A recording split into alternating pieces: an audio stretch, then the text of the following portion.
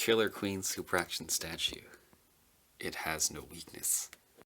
Hey guys, Sheldon back with another review, and today we're looking at the Super Action Statue Killer Queen from Jojo's Bizarre Adventure Part 4. And of course it is based off of the Queen song of the same name, keeping in line with all the kind of rock references Rocky likes to use. Anyway, enough about that. Let's take a look at the box really quickly right here. So some of the poses you can put them in, the classic Killer Queen pose, some box art right here, got the box window, and then you have some of the accessories he comes with. Not too many. Let's take a closer look at those. So over here you can see he comes with a few hands right here. He comes with these kind of like 2-finger hands on both sides. We'll take a close look at those in a second, but this is the spread of accessories he comes with. He comes with Stray Cat right here, so let's take a closer look. So here we go. So Stray Cat comes in a flower pot with some dirt, actually really nicely painted and sculpted, and it does come off as well right here. It's just pegged in, and then of course he comes with a little peg or root, just so you can have some options instead of having him in the pot. And as you'll see in these pictures, he can fit inside Killer Queen's abs. And actually I took off the covering because it's a lot easier to put it on than to take it off. But let's take a look at the hands really quickly though. And so, very, very nicely sculpted. On the back of the hands you can see there are the Killer Queen faces, and there's the gold sculpted and painted onto the knuckles. Really, really cool design. It's like, I don't know, Greek or Roman warrior. It's kind of got that leather armor right here. Very, very, very nice. And then, of course, he's got that igniting bomb hand. Cool. Let's take a look at the figure itself. So, like I mentioned before, the stomach is hollow. You can put Stray Cat inside, and to take it... to open it, you can see that there's this piece right here, and there's a little tab, and you just kind of slide it in. And so it was kind of hard for me to take off, so I'm just going to show you, just slip it in, and it actually slips in pretty securely. So that's it. Okay, so let's take a look at the figure itself, though. So he doesn't come with any alternate heads, but for articulation, we have the hinged ball joint right here. So really good range of motion going up. Actually looks like he's flying, and then pretty decent range of motion going forward, and the neck is a single ball joint right here, so pretty good. And when combined, really far down, really far up. My only issue is that the head rests kind of high on the ball peg right there, so there's a big gap, and so it can look kind of ugly sometimes, but it's good range of motion. Of course, you just get the full 360, no problem. And for the shoulders, I'm actually very impressed, and so the armor tucks into the body really nicely, so you get good range of motion right there, just about 90 degrees. And yeah, when I first saw it, I thought it would impede, but no, it goes right in. So this side, not as good, but it works similarly. And then you have the full swivel, and then you have a bicep swivel right here, hidden very nicely by the armor. You have double jointed elbows, so better than 90 degrees. Elbow pads, and you can swivel here and here if you like, but you probably don't need to. And then for the wrist right here, the sculpt does impede, so you don't get that much range of motion, but you do have a swivel or hinge and rotation in the hand and at the wrist itself. And then for the abs, I believe it looks like a single ball joint. Yep, so this is going all the way back, going forward, so not the best, honestly, but it does the job, all things considered. And then for the waist, it actually swivels underneath this piece, which is soft, so you get a waist swivel.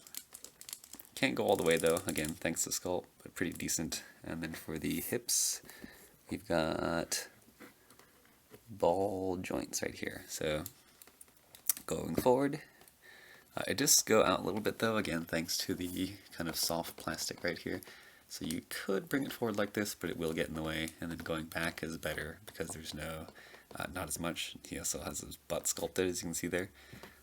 And he does have a thigh swivel. Then he has double jointed knees really nice range of motion right here. And then for the ankles, let's see. So going forward, not that great as usual. Going back, it's not bad. Can't get a ballerina point. He's got a toe hinge right here. And then for the ankle, let's see. The sculpt seems like it might get in the way right here. So can we rock it? Maybe a little. Let me see on this side though. Okay, so there is some right here. It looks like the joint is a little low right here, so you can get better rockers. So here we go. There we go. Not bad. So overall, the articulation on this figure is pretty good, despite some of the sculpting. The articulation isn't that limited. In terms of paint and sculpt, though, it is a single color, but it looks better than Yoshikage Kira, the first one, though. Because there's so many accents. Oh, actually, before I forget, now that I mention it, let's get a measurement. Alright, where'd that measurement tape go? Okay. So, Killer Queen stands about, looks like approximately 15.5 centimeters. And in inches, that would be roughly 6 inches, so pretty good height. And speaking of Kira, here he is, next to Jojo David Bowie. So stands a little bit above him, about half a head, which is appropriate for the size of stands. Alright. So back to the paint and sculpt though. So personally, I really like the design of this character. It's just such a cool look actually, and the proportions are very good.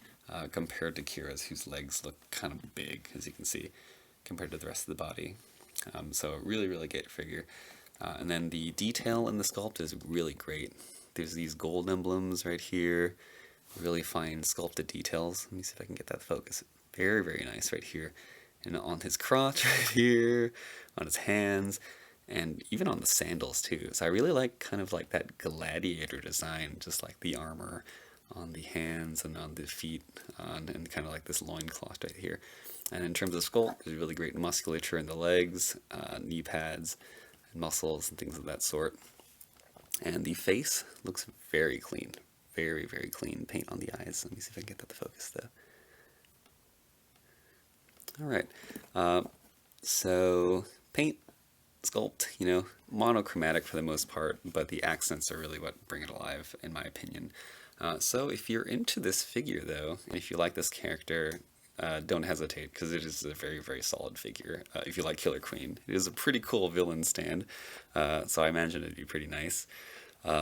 There is a pink version, and I believe there is also a purple and blonde version of Kira, and those are the second colors.